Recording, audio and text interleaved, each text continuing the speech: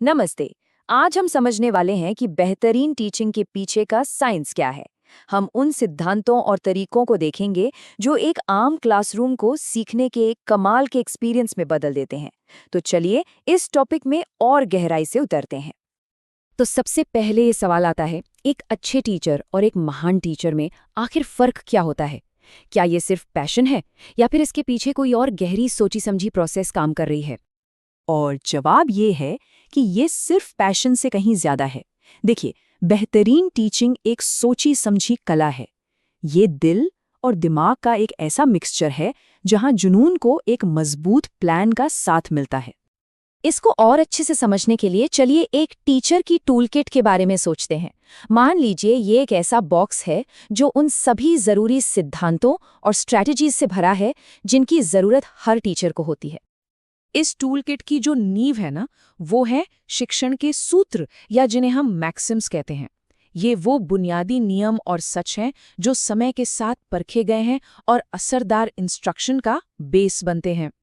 एक टीचर की पूरी जर्नी को हम 3 मेन फेजेस में देख सकते हैं। पहला, प्री एक्टिव फेज, जहां लेसन प्लान बनता है। दूसरा, इंटरैक्टिव फेज, जहां उस प्लान को क्लास में जिंदा किया जाता है। और तीसरा, पोस्ट एक्टिव फेज, जहां ये देखा जाता है कि उसका असर कितना हुआ। तो चलिए सबसे पहले फेज में चलते हैं, यानी लेसन प्लान बनाने की प्रोसेस को समझते हैं। ये वो बहुत जरूरी काम है जो एक टीचर के क्लासरूम में आने से भी पहले शुरू हो जाता है। प्लानिंग का एक सबसे जरूरी सूत्र है सरल से जटिल की ओर।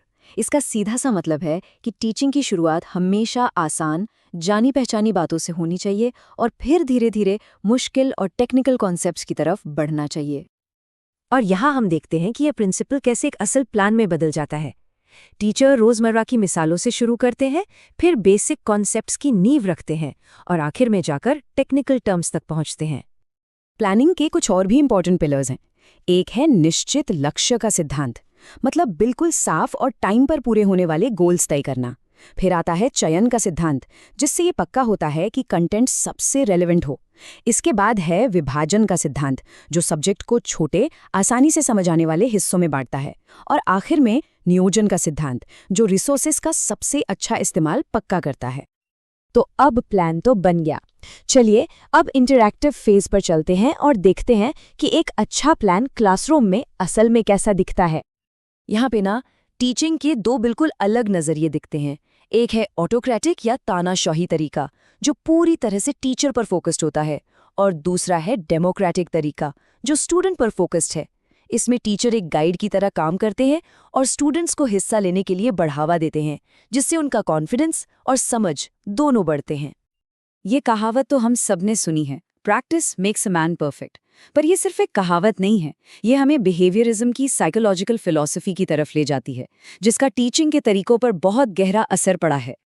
अगर आसान भाषा में कहें तो बिहेवियरिज्म ये मानता है कि सीखना एक आदत बनाने जैसा है, जिसे सही प्रैक्टिस, अच्छे नतीजों और दिमागी तैयारी के जरिए मजबूत किया जा सकता है। तो मतलब साफ है, असली लर्निंग तभी होती है जब स्टूडेंट्स एक्टिवली शामिल होते हैं, चाहे वो करके सीखना हो, अपनी सारी इंद्रियों यानी सेंसेस का इस्तेमाल करना हो, या क्लास की बातों को असल जिंदगी से जोड़ना हो। ये सारे सिद्धांत सीखने को मज़ेदार और असरदार बनाते हैं। तो अब हम आते हैं उस सबसे ज़रूरी फेज पे जहां एक टीचर अपने लेसन के असर को जांचता है, मतलब जो कुछ भी पढ़ाया वो कितना कामयाब रहा।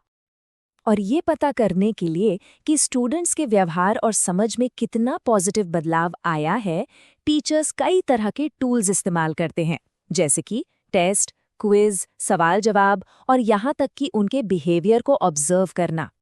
रेमीडियल टीचिंग का ये सिद्धांत इस बात पर जोर देता है कि इवैल्यूएशन सिर्फ ग्रेड देने के बारे में नहीं है। नहीं, इसका असली मकसद है प्रॉब्लम्स को पहचानना और स्टूडेंट्स को सही रास्ता दिखाकर उनकी गलतियों को सुधारने में मदद करना। और ये सब हमें हमारे आखिरी सेक्शन पर लाता है, जहां हम इन सारे आइडियाज़ को एक साथ जोड़कर ये समझेंगे कि असल में एक मास्टर टीचर बनता कैसे है। बिहेवियरिज्म से एकदम अलग गेस्टाल्ट साइकोलॉजी का मानना है कि सीखना हमेशा धीरे धीरे छोटे छोटे कदमों में नहीं होता। कभी कभी ये अचानक से एक आहा मोमेंट में होता है, जब हमें पूरी पिक्चर एक साथ समझ आ जाती है। ये वही सिद्धांत है जो कहता है कि पूरी चीज उसके टुकड़ों के जोड़ से कहीं बड़ी होती है। तो बात बिल्कुल साफ है, जो मास्टर टीचर्स होते हैं वो किसी एक रूल बुक को फॉलो नहीं करते। उनका तरीका बहुत फ्लेक्सिबल होता है और हर सिचुएशन के हिसाब से बदलता है। आखिर में बात यही है कि महान टीचर्स किसी एक किताब से नहीं पढ़ाते, वो तो अपनी खुद की एक अनोखी टूलकिट बनाते हैं। वो एक ऐसी फिलॉसफी अपनाते हैं जिसमें स्टूडेंट्स और सब्जेक्ट की ज़रूरत के हिसाब से वो हर अलग अलग नज़रिए से सबसे बेस्ट आइडियाज़ और प्रिंसिपल्स को चुनकर मिलाते हैं। और सच तो ये है कि सबसे अच्छे टीचर्स हमेशा खुद भी सीखते रहते हैं।